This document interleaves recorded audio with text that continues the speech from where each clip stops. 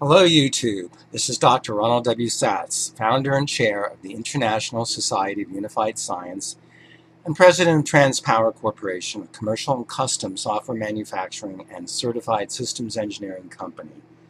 I work as a theoretical physicist and as a systems and mechanical engineer.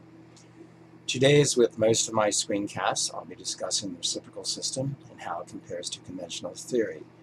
We have one topic today: Quasar atmospheres. Yes, quasars do have atmospheres. So let's look at Science Daily here for the latest research news. By the way, these screencasts are based on my WordPress blog. So I'm simply doing these videos to obtain a wider audience for the reciprocal system. Okay, so this article from Science Daily says, unexpected giant glowing halos discovered around distant quasars.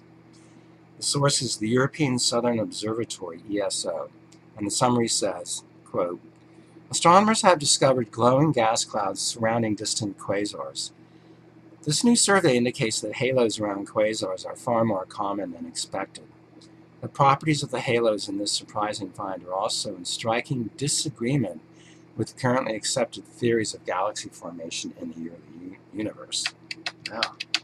You don't see an admission like that too often in the mainstream science press. Okay, this picture here, this mosaic shows 18 of the 19 quasars observed by an international team of astronomers led by ETH Zurich, Switzerland. Each observed quasar is surrounded by a bright gaseous halo. It is the first time that a survey of quasars shows such bright halos around all of the observed quasars. The discovery was made using the MUSE instrument at ESO's Very Large Telescope. And we'll continue with the summary here. An international collaboration of astronomers led by a group at the Swiss Federal Institute of Technology, ETH in Zurich, Switzerland, has used the unrivaled observing power of MUSE on the Very Large Telescope VLT at ESO's Pirano Observatory to study gas around distant active galaxies less than 2 billion years after the Big Bang. Wow. That's a mythology right there. But anyway, these active galaxies called quasars contain supermassive black holes. Again, that's a pathetic assumption. In their centers, which consume stars, gas, and other material at an extremely high rate. This in turn causes the galaxy's center to emit huge amounts of radiation, making quasars the most luminous and active objects in the universe. Yeah, well, how could it emit all this stuff, this radiation, if nothing can escape a black hole? I mean, this is garbage. Well, I think that's about it. Let's see. The 19 newly detected halos also got another surprise. They consist of relatively cold intergalactic gas, approximately 10,000 degrees Celsius. This revelation is in strong disagreement with currently accepted models of the structure and formation of galaxies, which suggests that gas in such close proximity to galaxies should have temperatures upwards of 1,000,000 degrees. Alright. Well, let's see what the reciprocal system has to say. So I'm going to quote from Dewey B. Larson's magisterial work on astrophysics called The Universe of Motion. This is from pages 311 to 312. So here we go. Quote, the constituent stars grow older during the time that the quasar moves outward and in the later stages of its existence. Some of these stars reach their destructive limits. These stars then explode as type 2 supernovae in the manner previously described. As we have seen, such explosions eject one cloud of explosion products outward into space and another similar cloud outward into time, which is equivalent to inward in space. When the explosion speed of the products ejected into time is superimposed on the speed of the quasar itself, which is already near the sector boundary, these products pass into the cosmic sector and disappear. So this explains how matter leaves our sector. It leaves our sector as material rays, which enter into the cosmic sector. And likewise, quasars in the cosmic sector emit cosmic rays, which come into our sector. So overall, there's an equilibrium. The universe is cyclical, not on a one-way path. I continue with the quote. The outward motion of the explosion products ejected into space is equivalent to an inward motion in time. It therefore opposes the motion of the quasar, which is outward in time. If this inward motion could be observed independently, it would produce a blue shift as it is directed toward our location rather than away from it. But since this motion occurs only in combination with the outward motion of the quasar, its effect is to reduce the net outward speed and the magnitude of the redshift. Thus, the slower moving products of the secondary explosions move outward in the same manner as the quasar itself, and their inverse speed components merely delay their arrival at the point where conversion to motion in time takes place. Okay, continuing. D.B. Larson. Quote, a quasar in one of these later stages of its existence is thus surrounded not only by an atmosphere moving with the quasar itself, but also by one or more independent clouds of particles moving away from the quasar in time, in equivalent space.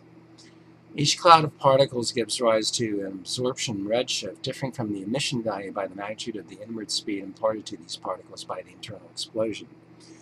As pointed out in the discussion of the nature of scalar motion, any object that is moving in this manner may also acquire vectorial motion. The vectorial speeds of the quasar components are still small compared to their scalar speeds, but they may be large enough to cause some measurable deviations from the scalar values. In some cases, this results in an absorption redshift slightly above the emission value. Because of the inward direction of the speeds resulting from the secondary explosions, all other absorption redshifts differing from the emission values are below the emission redshifts. The speed imparted to the ejected particles has no appreciable effect on the recession z. That's what we use for the recession speed z in terms of the speed of light. Like the increase in effective speed beyond the 2.326 level, therefore the change has to take place in the redshift factor and is limited to steps of 0.125, the minimum change in that factor.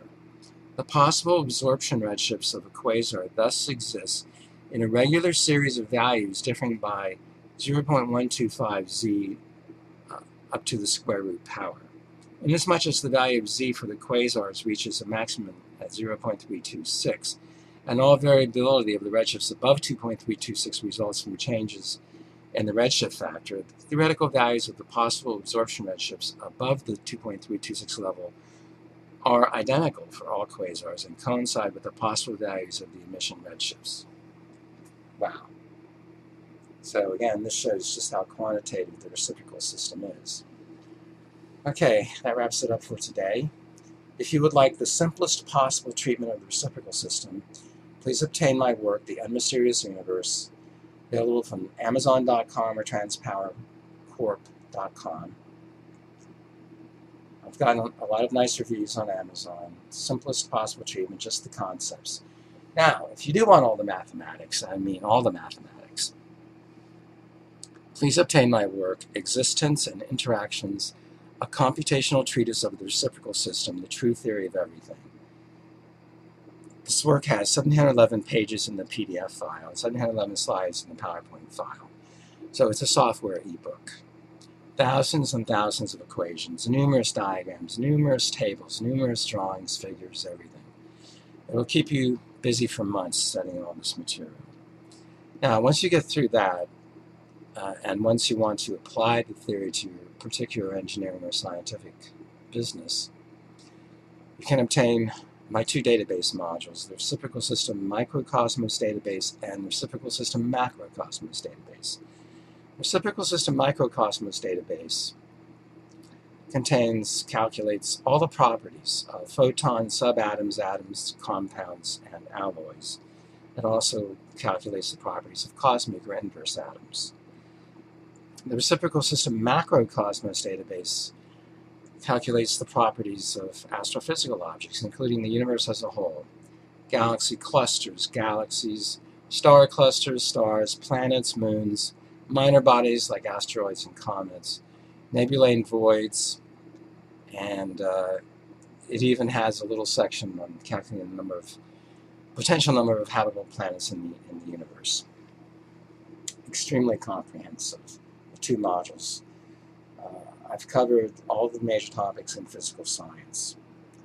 Now, D.B. Larson was also a theoretical economist as well as a theoretical physicist, and I've made his theoretical economics work also computational. My work, Optimal Economist, and implementation of Larsonian econophysics is also now available. Get that from Amazon.com or TransPowerCorp.com. There's no theory like this in the world. It supersedes all the other theories of economics, just like the reciprocal system supersedes all the other theories in physical science. Okay, well that's it for today. Thanks for your attention, and please study the reciprocal system and prove it for yourself.